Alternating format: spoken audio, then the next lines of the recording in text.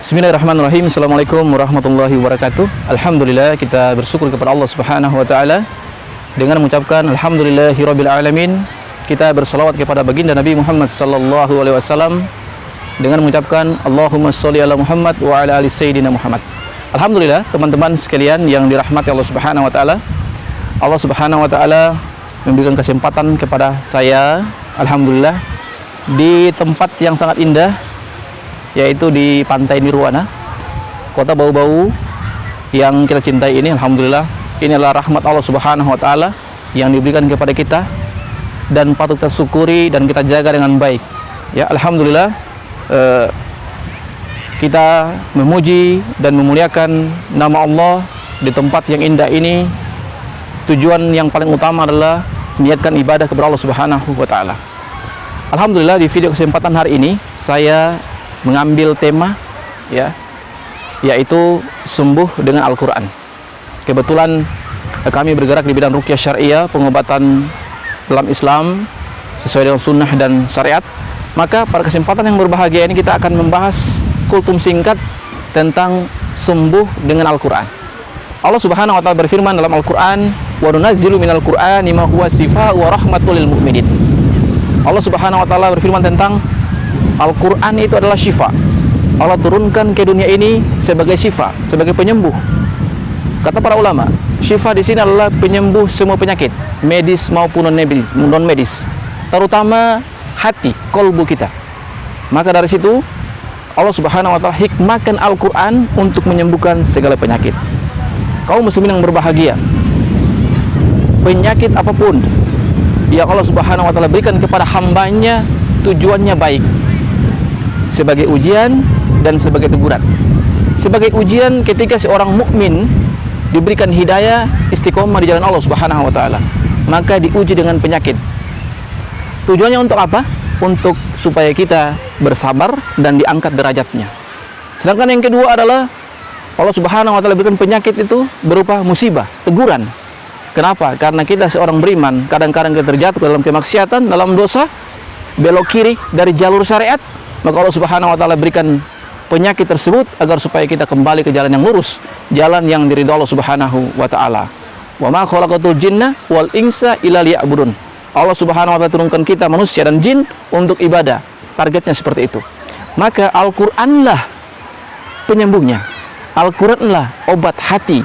Al-Qur'anlah yang Allah Subhanahu wa taala turunkan kepada kita orang-orang mukmin. Bahkan Al-Quran itu juga bisa menyembuhkan penyakit orang-orang yang tidak beriman kepada Allah Subhanahu wa ta'ala. Allah Subhanahu wa ta'ala berfirman, "Ya ayuhan nasu qad ja'atkum mau'idhatum min rabbikum wa shifaa lima fis sudur wa hudaw wa rahmatul lil mu'minin." Jadi Al-Quran itu Allah turunkan sebagai penyembuh dari segala penyakit untuk semua makhluk. Ya ayuhan nas. Kata ya ayuhan nas dalam Al-Quran menandakan bahwa umum. Beda dengan kata ya ayyuhalladzina amanu, yaitu orang-orang Islam.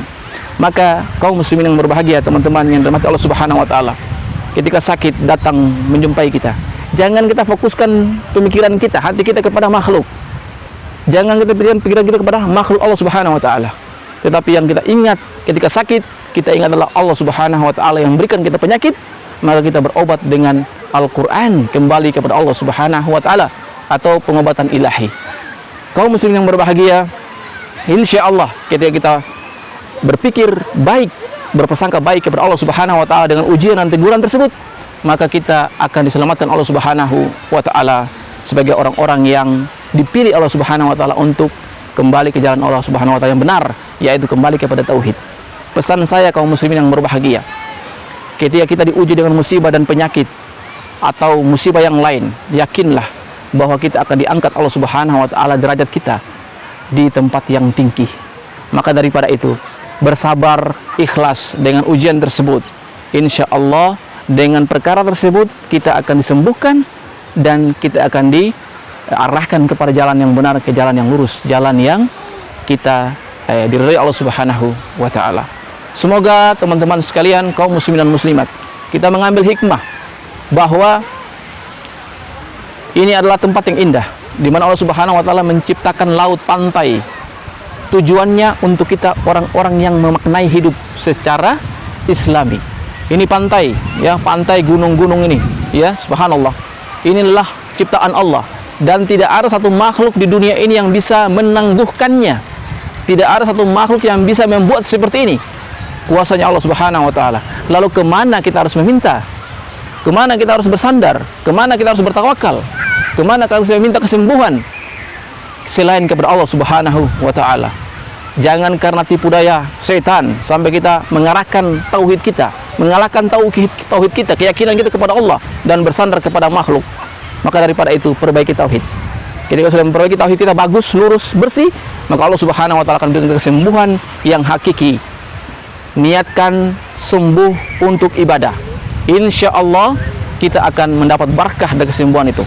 Semoga bermanfaat teman-teman sekalian, kaum muslimin dan muslimat yang Allah muliakan. Iyyaka na'budu wa iyyaka nasta'in. Hanya kepada Allah kita ruku dan sujud, dan hanya kepada Allah kita minta pertolongan. Insya Allah kita akan selamat dunia akhirat. Semoga bermanfaat. Saya ucapkan barakallahu fikum. Subhanakallahumma wa bihamdika asyhadu an la ilaha illa anta astaghfiruka wa atubu ilaik. Assalamualaikum warahmatullahi wabarakatuh.